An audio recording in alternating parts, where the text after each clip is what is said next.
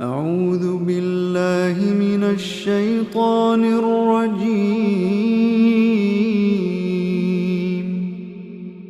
بسم الله الرحمن الرحيم. ألف لام ميم را. تلك آيات الكتاب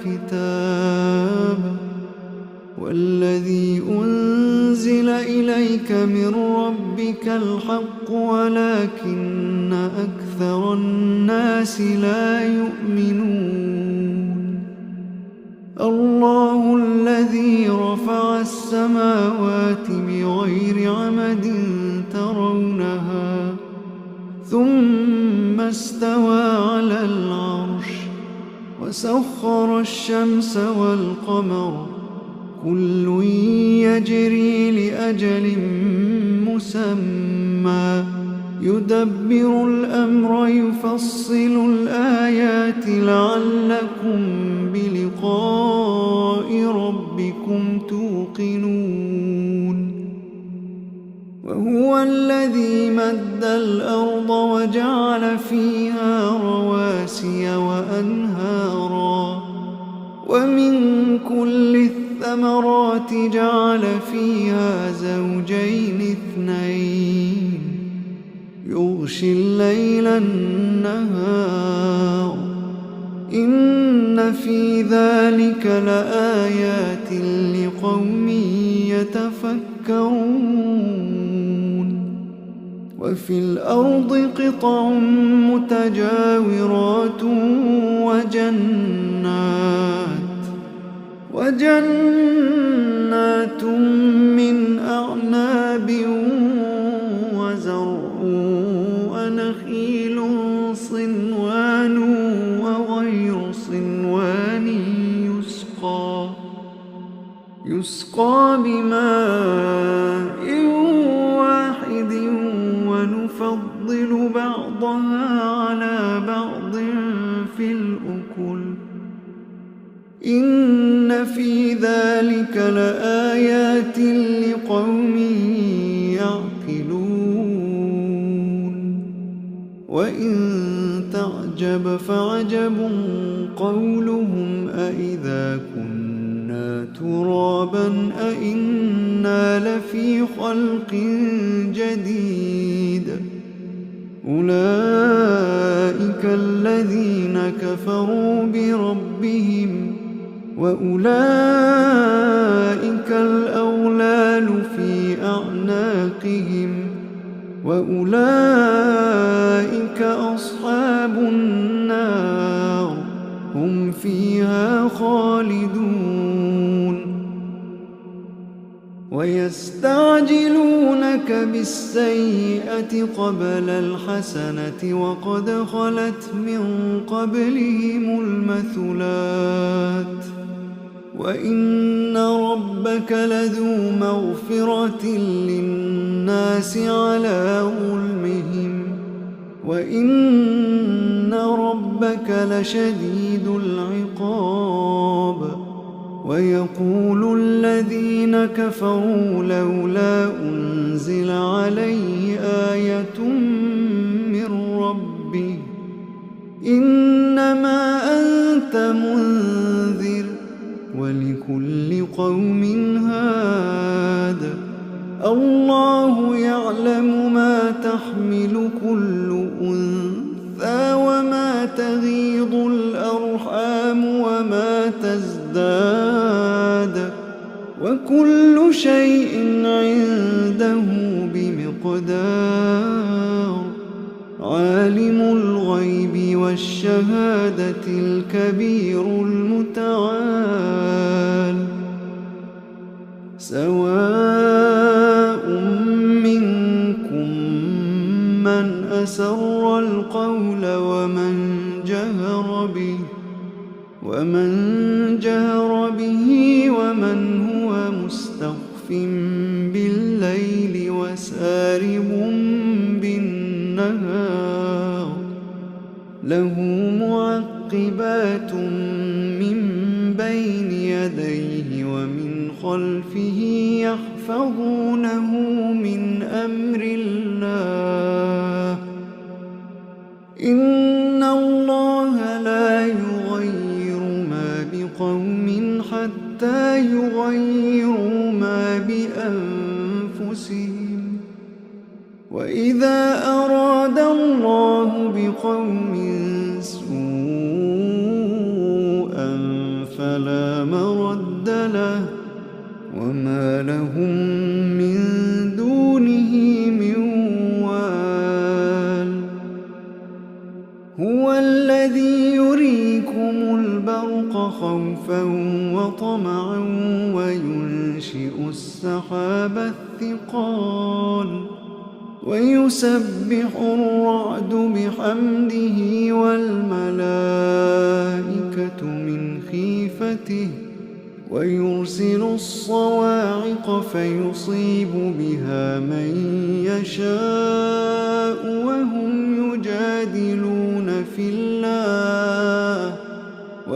يجادلون في الله وهو شديد المحال له دعوة الحق والذين يدعون من دونه لا يستجيبون لهم بشيء إلا كباسط كفيه إلى الماء ليبلغ فاه وما هو ببالغه وما دعاء الكافرين إلا في ضلال ولله يسجد من في السماوات والأرض طوعا وكرها وظلالهم بالغدو والآصال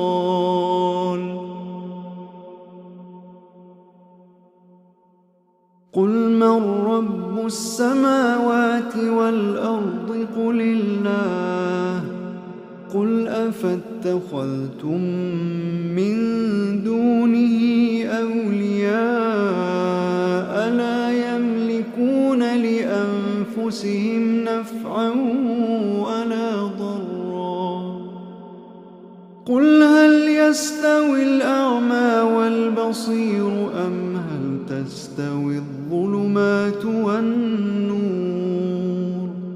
أم جعلوا لله شركاء خلقوا كخلقه فتشابه الخلق عليهم قل الله خالق كل شيء وهو الواحد القهار أنزل من السماء ماء فسالت أودية بقدرها فاحتمل السيل زبدا رابيا ومما يوقدون عليه في النار ابتغاء حلية أو متاع زبد مثله كذلك يضرب الله الحق والباطل فأما الزبد فيذهب جفاء وأما ما ينفع الناس فيمكث في الأرض كذلك يضرب الله الأمثال للذين استجابوا لربهم الحسنى والذين لم يستجيبوا له لو أن لهم ما في الأرض جميعا ومثله معه لافتدوا به أولئك لهم سوء الحساب ومأواهم جهنم وبئس المهاد أفمن يعلم أن ما أنزل إليك من ربك الحق كمن هو أعمى إنما يتذكر أولو الألباب الذين يوفون بعهد الله ولا ينقضون الميثاق والذين يصلون ما أمر الله به أن يوصل ويخشون ربهم ويخافون سوء الحساب والذين صبروا ابتغاء وجه ربهم وأقاموا الصلاة وأنفقوا مما رزقناهم سرا وعلانية ويدرؤون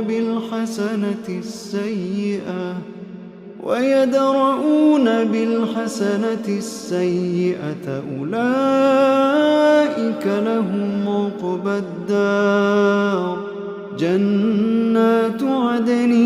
يدخلونها ومن صلح من آبائهم وأزواجهم وذرياتهم والملائكة يدخلون عليهم من كل باب سلام عليكم بما صبرتم فنعم عقبى الدار والذين ينقضون عهد الله من بعد ميثاقه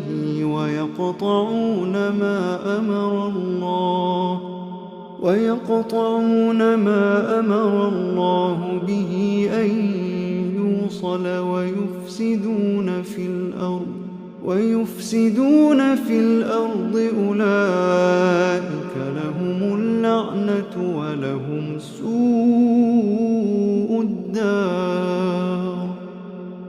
الله يبسط الرزق لمن يشاء ويقدر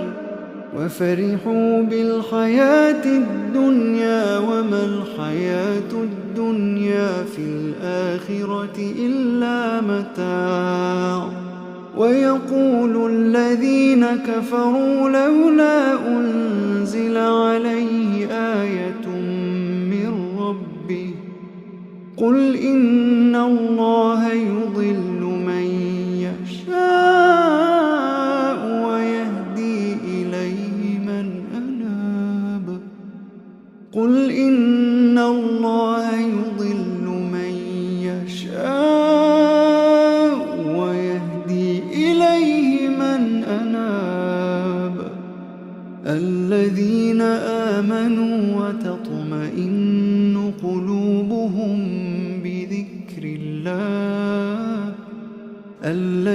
آمنوا وتطمئن قلوبهم بذكر الله ألا بذكر الله تطمئن القلوب الذين آمنوا وعملوا الصالحات طوبى لهم وحسن مآب كذلك أرسلناك في أمة قد خلت من قبلها لتتلو عليهم الذي أوحينا إليك وهم يكفرون بالرحمن قل هو ربي لا إله إلا هو عليه توكلت وإليه متاب ولو أن قرآنا سيرت به الجبال أو قطعت به الأرض أو كلم به الموتى بل لله الأمر جميعا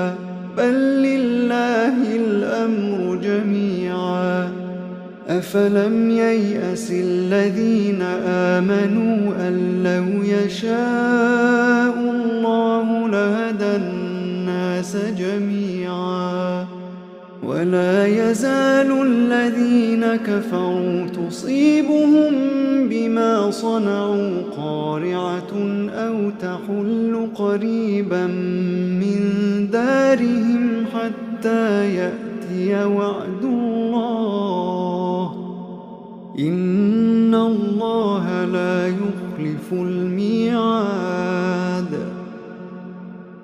ولقد استهزئ برسل من قبلك فأمليت للذين كفروا ثم أخذتهم فكيف كان عقاب أفمن هو قائم على كل نفس بما كسبت وجعلوا لله شركاء قل سموهم أم تنبئونه بما لا يعلم في الأرض أم بظاهر من القول بل زين للذين كفروا مكرهم وصدوا عن السبيل ومن يضلل الله فما له من هاد لهم عذاب في الحياة الدنيا ولعذاب الآخرة أشق وما لهم من الله من واق مثل الجنة التي وعد المتقون تجري من تحتها الأنهار أكلها دائم وظلها تلك عقبى الذين اتقوا وعقبى الكافرين النار والذين آتيناهم الكتاب يفرحون بما أنزل إليك ومن الأحزاب من ينكر بعضه قل إنما أمرت أن أعبد الله ولا أشرك به إليه أدعو وإليه مآب وكذلك أنزلناه حكما عربيا ولئن اتبعت أهواءهم بعدما جاءك من العلم ما لك من الله من ولي ولا واق ولقد أرسلنا رسلا من قبلك وجعلنا لهم أزواجا وذرية وما كان لرسول أن يأتي بآية إلا بإذن الله لكل أجل كتاب يمحو الله ما يشاء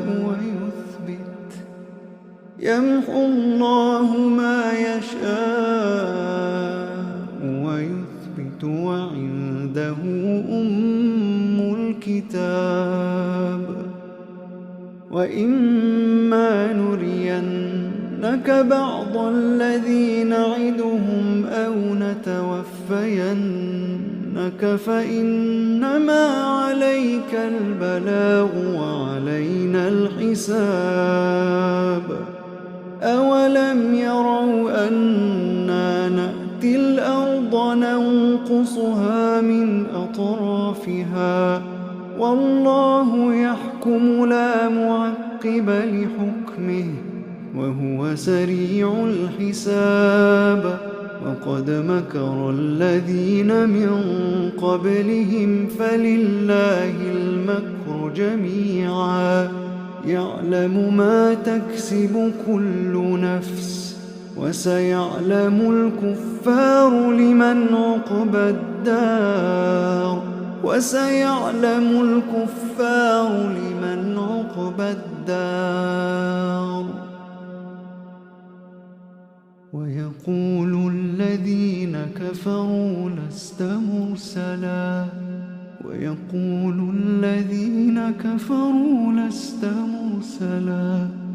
ويقول الذين كفروا لست مرسلا قل كفى بالله شهيدا بيني وبينكم ومن عنده علم